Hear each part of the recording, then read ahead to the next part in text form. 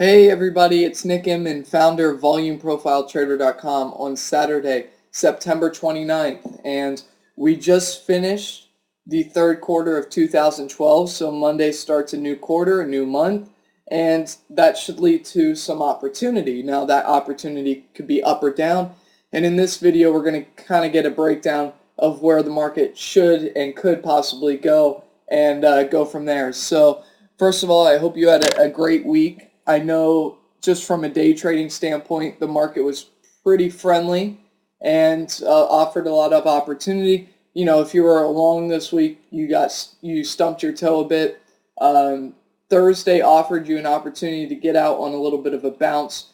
If you chose to do that, Friday obviously the market got hit a little more. So the first thing I want to say is you need to be careful because now that it's a new quarter, we had a nice rally in Q3. Now it's Q4. What's going to happen? Are the big boys going to sell? Are they going to take profits going into the election and all of the the fiscal cliff and earnings? These are things that you need to be aware of, and you don't want to put yourself in a situation where you're overextended to the long side, you have some profits, but you're not willing to, ring the register.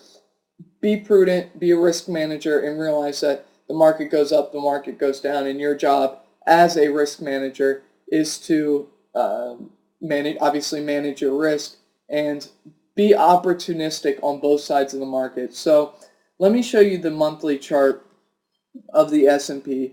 I guess this is an hourly chart. But the monthly chart, where that's what we're going to go with, what we have here is, we did have the point of control up at this 1455 level. The last couple of days, it shifted lower. So you can take that as two things. One, values migrating lower. So originally, the point of control was at 1435 or so, and then the market blasted higher, bounced a few days. The point of control shifted, meaning value shifted higher, and what happened? Price rejected that level. You had a sell-off, and point of control shifted back down, meaning value shifting back lower. Now that could mean one of two things. One, the market is in a correction mode, and we're going to see a little more of a pullback. Or two, the market's just in a bigger range, and when I mean bigger range, I'm talking about call it 1460 to 1428 or so in the S&P. That's the range, and we're looking for a potential move off of those levels. Now, the way I see it is in October, we need to be looking at this 1440, this lower half of the range. And the reason why is because it's either going to lead to a test of, and I'm looking back at August now, at August's profile, whether it's the value area high, maybe it's back from this volume in September, early September. You just need to be aware of that, and it's important to watch these lows here, 1425 or so, because that's going to be your line in the sand. Now realize the 50-day moving average, this is what the blue line is, this blue moving average, that's the 50-day. So you can see there's, if you go by the 50-day, as long as the price stays above, we're still good.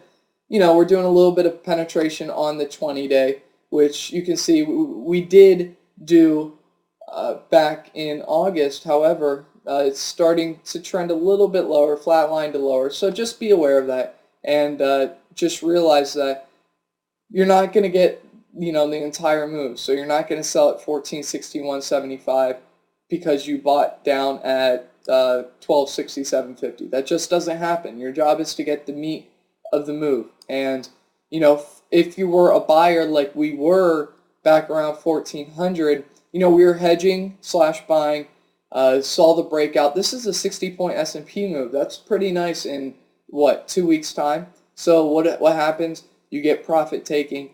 That profit taking leads to a little more selling pressure, and you're back down square one. So going into October, realize that you're working off of September's profile. You don't want to be trading October's profile. Trade off of September's, which means in October, we're probably going to get a move at the beginning of the month. And why I say that is because the point of control for the S&P is at from the month of September is at 1435 or so, which means, and now that current price is at those levels, that means that in October you're going to get the most emotion at the beginning of the month off of these levels. So if we go higher, your first target is just north of 1450, about 20 points, not that big of a deal.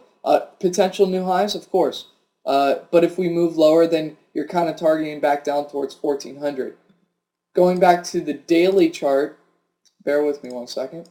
Okay, if we got a pullback down to 14, and I'm just looking at where this top of the volume starts, to really get heavy, 14, 15 or so, if we get a pullback to those levels, there's nothing necessarily wrong with the uptrend except, you have support here. This was a higher low. I consider it a higher low. And now you're getting consolidation at those levels. The moving average caught up. This is just the 34 SMA. So we're getting a little support off of that point of control. That zone. This is the most important zone that developed in September. So think of it like that and realize that we're either going to get a move up, maybe towards 14. This was 1468, which was a high made overnight.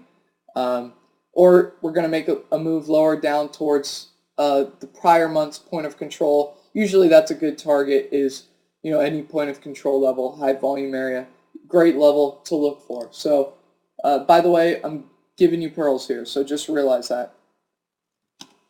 Similarly, NASDAQ, this is a little bit weaker. Look at Apple. I've ever since Apple just kept going higher, I was saying, wait for the pullback. We need to shake out these weak hands here.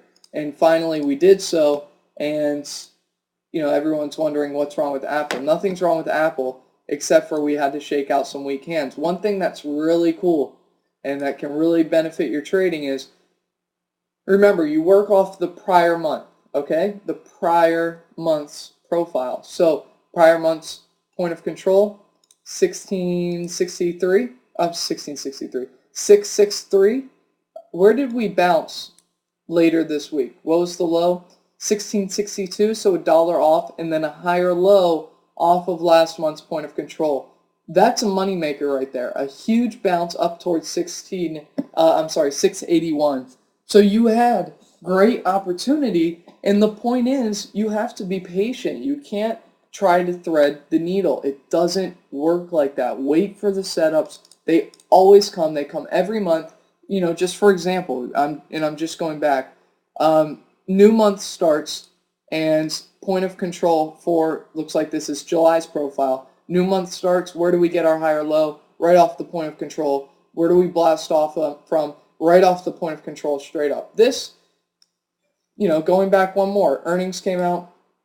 Point of control. Where do we bounce like a champ? We get above the current month's point of control. In the new month, we hold it. Bam. So what are we looking at here? Well, if price doesn't recapture, call it 680 on Apple, you could see a little more either consolidation sideways or a little more of a pullback. You just need to be aware of that and manage your risk appropriately. Okay, volatility index. Let me delete these really quick because it's not useful. All right. So what are we having here? Well, looks like a higher low. Looks like people are buying protection, volatility, expecting maybe a little more volatility, whatever the case may be. One thing, and I don't say this too much, but one thing that I like to look for is, this 20 level. This is like the mean for the volatility index, and you can see it's been a pretty solid swing point. At any point it could revert to this 20 level, and now that the market's extended, now that we're in a new quarter, now that we have the presidential election, the fiscal cliff, earnings, just keep that in mind and realize the market, markets go up and markets go down, and we could easily see a pullback. And of course the Fed is pedal to the metal without a doubt, but that doesn't mean the market can't pull back. That also doesn't mean that you don't buy the pullback. So right now the S&P markets are saying, be a little careful. Okay, sorry about that. Be a little careful. Be opportunistic. Realize that there's going to be a move off this 1435 level, and it's going to happen in the month of October, and it's probably going to happen pretty soon. However, you don't want to thread the needle. You just manage your risk, and you let the market tell you what it's going to do. You let volume tell you what it's going to do. You let the big boys tell you what they're going to do so you can participate. And I think that's the major thing to take away from this. Realize that, the market, let's go through a few names.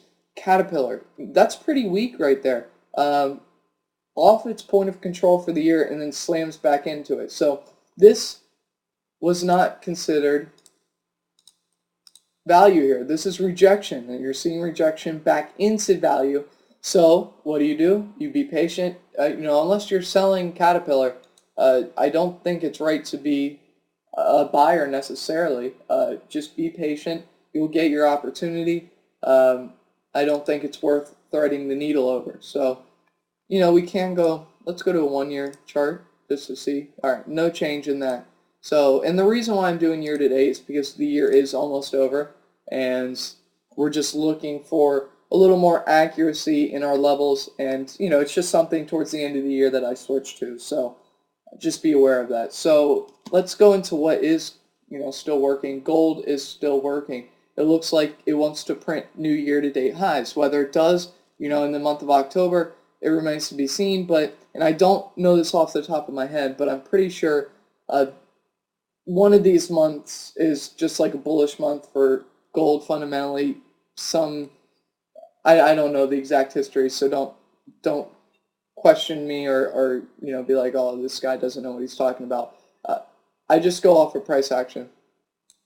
And the price action was this breakout off of the point of control, nice consolidation, and this is what we go for. This is the moneymaker pattern. Higher lows, flat top, point of control, literally right at the pretty much at the apex, and then bam, a breakout. We caught this the day before it broke out. Wherever we've taken this the whole way up. Similarly, silver.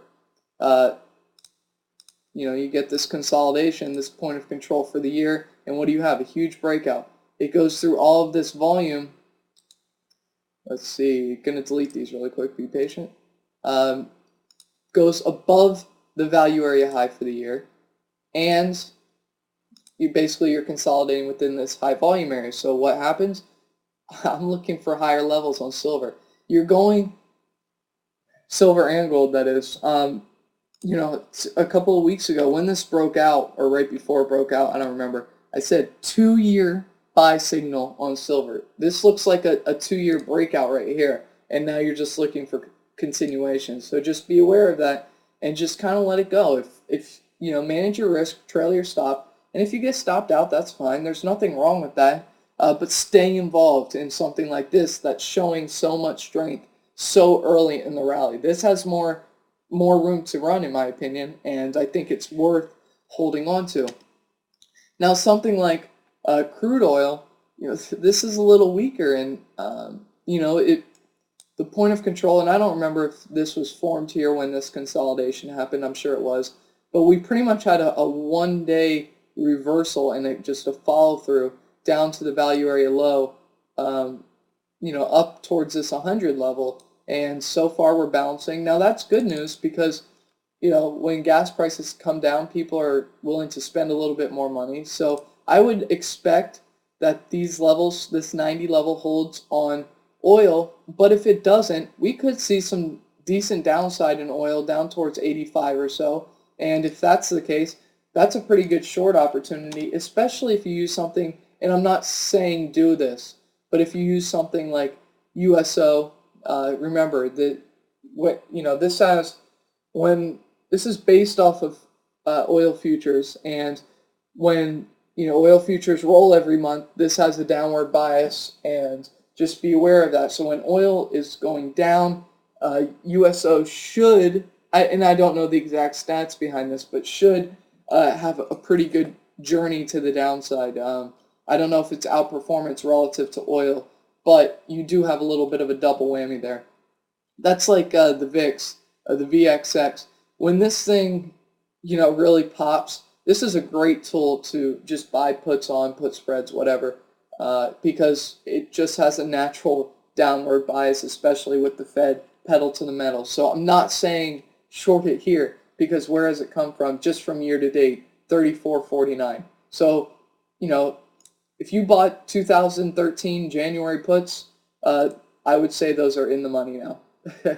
So just realize that this thing has, you know, been cut in half and then some, and you can really take advantage of these, and that's why the volume's so heavy, because professionals take advantage of names like these. Amateurs or novice investors, novice traders, they try to buy the VXX. And the VXX is worth buying when the market's doing this.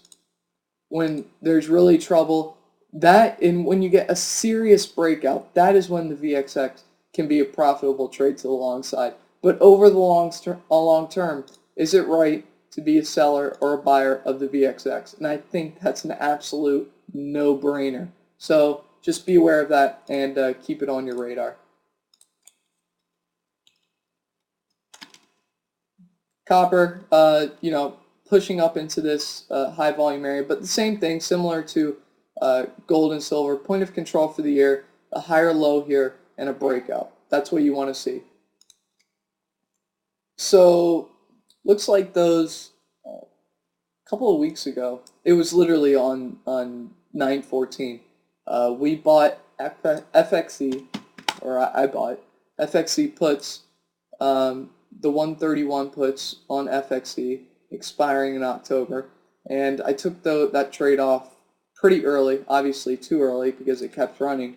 But the euro definitely has some resistance off this point of control, and what I think is going to happen is it's going to sucker in a lot of longs to buy the weakness. And I'm not necessarily saying that that's not the right approach. However, it's so extended off of the prior month's multiple month profiles. We could see a little more, just a drift lower on the euro. It could be painful for those who are trying to buy the dip. I personally say stay away. The dollar's clearly showing you that, and I drew a bear flag, I guess, but it's showing you that this is support. Off of the bottom of this high volume area here, great support, penetrated the point of control, which, it's okay, but I don't like it. I like a direct bounce off the point of control, similarly to what the euro did. We didn't quite get that on the dollar.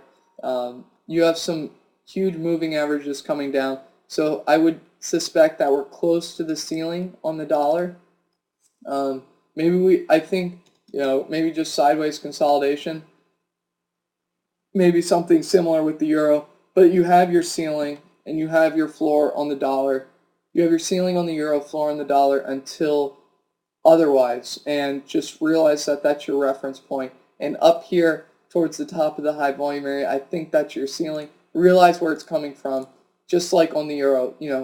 This is a big sell-off directly down to value, so don't expect, in my opinion, a move back to the upside. Of course, it could happen, some fundamental news, but for now, I just don't think that is a possibility. I think we could possibly see, a little more a vertical move without a doubt for the month of October, because it always happens, but maybe don't expect, a home run like we've been seeing the last couple months where it's just new highs, new highs, new highs. Manage your risk, act accordingly, and kind of go from there. Just to show you, XLF, nothing wrong with this uptrend other than it's pulling back. We had basically a little blow off top, and now we're just retracing that move. If you want to see it on a monthly chart, kind of looks like the S&P, where it's just extended off of last month's profile. It looks like the point of control for this month's a little bit of resistance, just something to keep in mind. Energy. Now this is, you can see it's overlapping profiles. Value area high for last month, pretty much support, but the point of control, unless we recapture it, this is setting up for a down month in October, just because, we have my point of controls, 3 months in a row migrating higher, hence the Q3, And now, just be aware that we could have, a down month, which could lead to more selling because values migrating lower. I'm not for certain, but I just want to point that out there. One other name I want to cover is Google. This is just in the stratosphere. Point of control for the month of September, up at these levels. It's going to move, and it's going to move probably pretty big just because of how much it has moved. I'd be looking at potentially the low 700s as a potential move. I see this little triangle pattern. I'll just, leave this lower level basically at these swing lows here, but we have lower highs. This could push out to the upside, or it could push lower. Realize the big volume that's coming, and look at just the average, and this is just a 55, period moving average, and you can see the volume's increasing a lot. So we're having some big activity here, and you don't want to be caught on the wrong side of it. So if you had a chance to ride up this Google move, just be aware that it could be over. But I want to point out, just because I saw it on my other screen, point of control for July. What happened? Basically, forms at the top and keeps going. In August, forms at the top, keeps going. In September, do we form at the top and keep going? I don't know. We're going to have to wait and see. But what I do know is this 755 level is going to offer you opportunity, and that's why we use our entry method that our members know about. So anyways, hope this helps. I hope you have a great weekend. Going to be back ready to go this coming week where the website's going to be released, and you're going to love it. So take care, have a great weekend, and I'll talk to you next time.